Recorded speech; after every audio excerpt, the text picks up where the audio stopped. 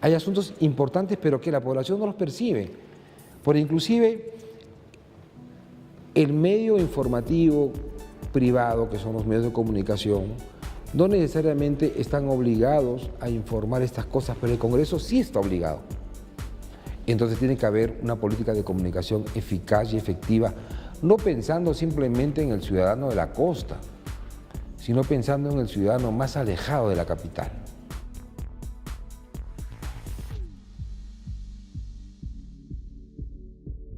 El Congreso precisa de modernizarse, no solamente en los aspectos tecnológicos, la modernización empieza en el cerebro, ahí empieza la modernización. Y lo que tiene que entender el Parlamento del siglo XXI es que las condiciones políticas y sociales se han modificado y que si el Parlamento no se adecúa a esas modificaciones políticas y sociales, el Parlamento va a fracasar. ¿Cuáles serían 3 modificaciones? Sustanciales. En principio, creo que el Congreso tiene que mejorar su sistema de representación. Reforma del funcionamiento del Congreso. Es una reforma interna. Reforma política. De política institucional parlamentaria, digamos, ¿no? Creo que el Congreso tiene que mejorar sus niveles de comunicación, mejorar sus niveles de atención de las demandas ciudadanas, usando todas las herramientas comunicativas que debe tener. Tenemos un canal de televisión, por ejemplo. Una de las críticas que hemos hecho desde la revista al Ejecutivo es que no hay una política nacional de comunicación política. Y creemos que también desde el Legislativo tienen que desarrollar una política nacional de comunicación política. O sea, la comunicación política del Congreso tiene que estar dirigida exclusivamente a decirle al ciudadano qué es lo que el Congreso hace por él.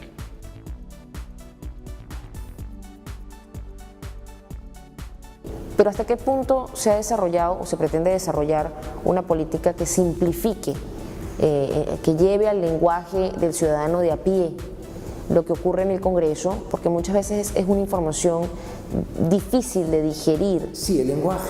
¿Cómo comunicamos esas cosas? El congresista está obligado a entregar su informe de gestión y publicarlo en el Internet. El tema es cómo hacemos que la gente vaya al Internet a leer ese informe. Ese es un tema que el Congreso tiene que repensarlo.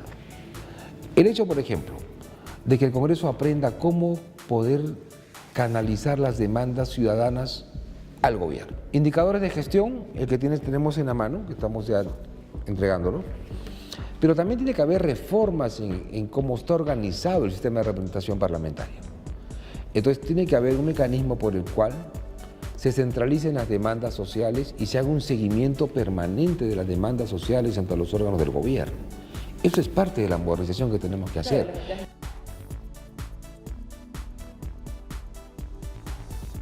Los medios de comunicación, ¿la función de fiscalización o crees que hay un problema de farándula política? Mucho. Creo que, bueno, el escándalo es lo que vende, ¿no? No hay que ser, no estoy diciendo nada malo con eso, ¿no? El escándalo es lo que vende. Pero es cierto que ante ello tiene que haber una actitud mucho más seria de los actores políticos.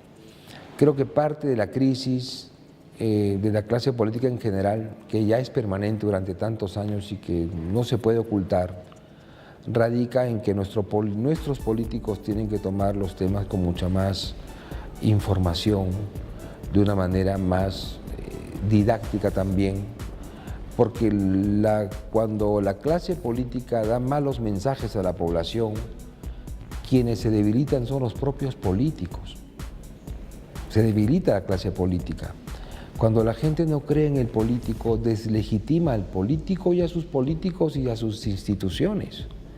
Por eso que en la medida en que nuestra clase política, desde el partido, se fortalece, donde la clase política, desde su partido, va haciendo que el militante tenga mayor relación con el poder, cuando ese militante en el futuro sea ministro de Estado, cuando ese militante sea congresista de la República, ya haya tenido un mayor contacto con el poder, su función va a ser mucho mejor y real, porque de esa manera el poder no lo va a obnubilar.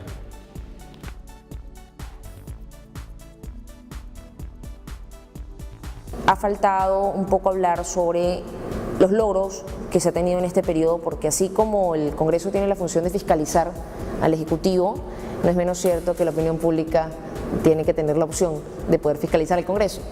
Y está en todo el derecho legítimo, ¿no? Creo que todos los ciudadanos tienen la obligación de fiscalizar el uso adecuado de los recursos públicos, estén manejados por el Parlamento o cualquier otro tipo de institución que requiera usar los recursos del Estado.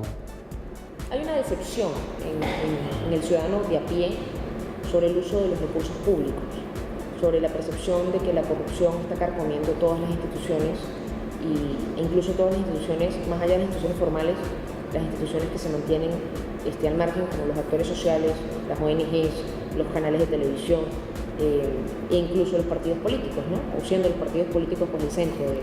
Sí, la percepción sobre corrupción es a todo nivel, ¿no?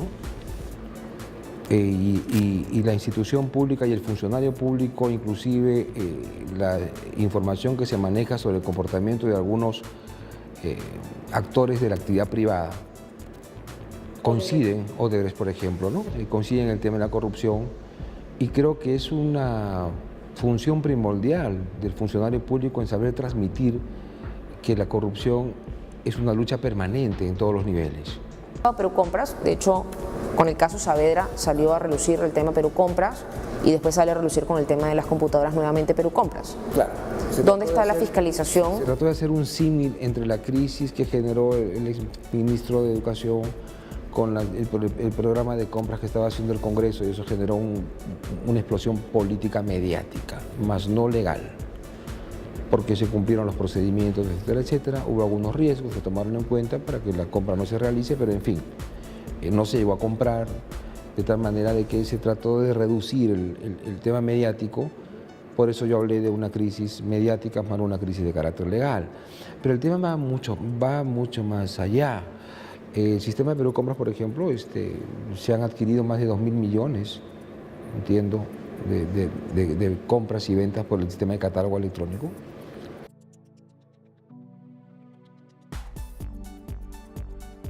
O sea, fin de año, 2017, volvemos a tener esta entrevista. Correcto. Y decimos el calendario. ¿Cumplió el Congreso con el reporte al ciudadano sobre su opinión, por ejemplo, respecto de la fiscalización, fecha por fecha, Sí. que ellos mismos dieron? O sea, Claro. aquí es un arma de doble filo, Claro. porque la labor que tiene, si bien se señala la labor del Ejecutivo, de aquí se desprende la labor del Legislativo. Claro, si el Congreso también exigió que se cumpla con esa fecha. Y ese es el propósito de este calendario. O sea, hacer cosas tangibles, indicadores, dejar de hablar en gaseoso. Yo creo que la mayoría de los medios busca fortalecer a su modo la institución del Congreso. Yo pienso eso, soy un hombre de buena fe. Pero creo que también el Congreso tiene que tener una actitud mucho más activa en el espacio público político. Creo que hay que explotar mejor la televisión del Congreso, explotar mejor la presencia del Congreso en la radio. Y creo que también el canal del Estado tiene que ayudar al Congreso en fortalecerlo, darle mayor espacio para difundir lo que el Congreso está haciendo. Creo que ahí también hay una labor pendiente que hacer con el Poder Ejecutivo, ¿no?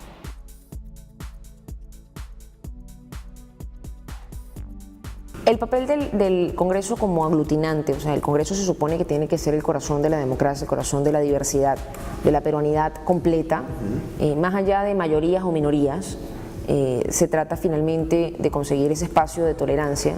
¿Qué labores están desarrollando en estos momentos en favor de las minorías históricas, minorías de hecho y de derecho? El Congreso está en este momento abocado a realizar una política de integración para considerar al elemento afroperuano como parte de la cultura viva del Parlamento.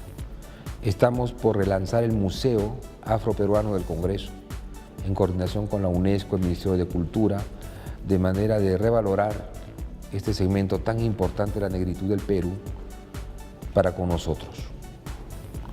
El Congreso tiene una comisión de pueblos andinos que está dirigida exclusivamente a tener esa relación directa con nuestro ande y nuestro poblador, de tal manera que el Parlamento pueda ser multicultural y poder integrar a todas las corrientes, sean políticas, económicas, sociales y raciales, porque el Parlamento tiene que ser el reflejo del Perú, como tú bien lo has anotado, en el que se va a relanzar el museo, van a haber pasacalles y sobre todo leyes dirigidas a la inclusión. de las personas. Ese es uno de los trabajos que está abocado al actual Parlamento y esperemos que se cristalice para esa fecha, ¿no?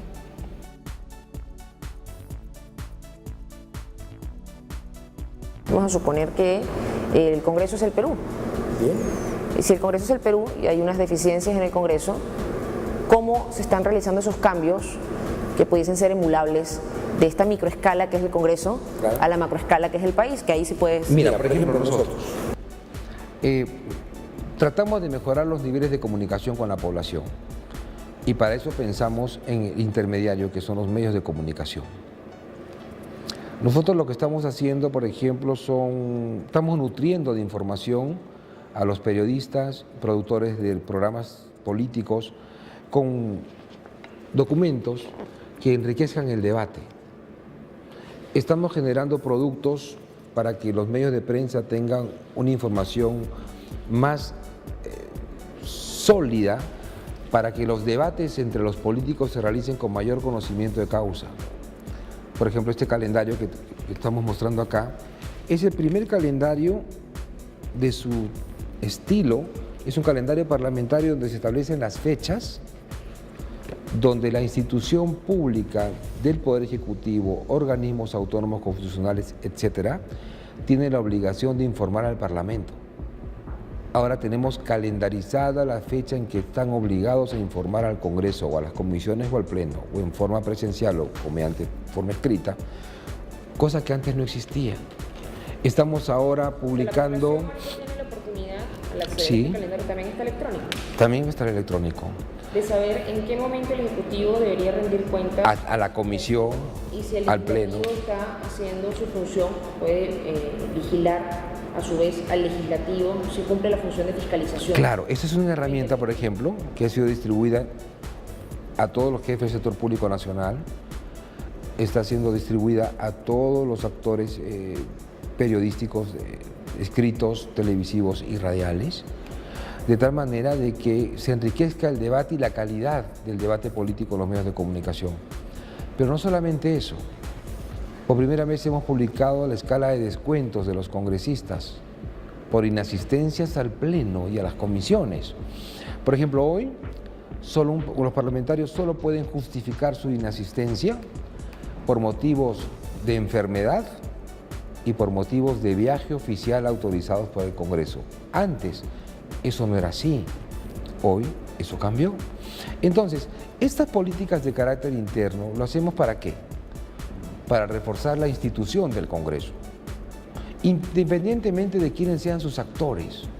Los funcionarios del Congreso vemos en blanco y negro, no vemos el color político, y nuestras decisiones administrativas están dirigidas a fortalecer la institución del Congreso.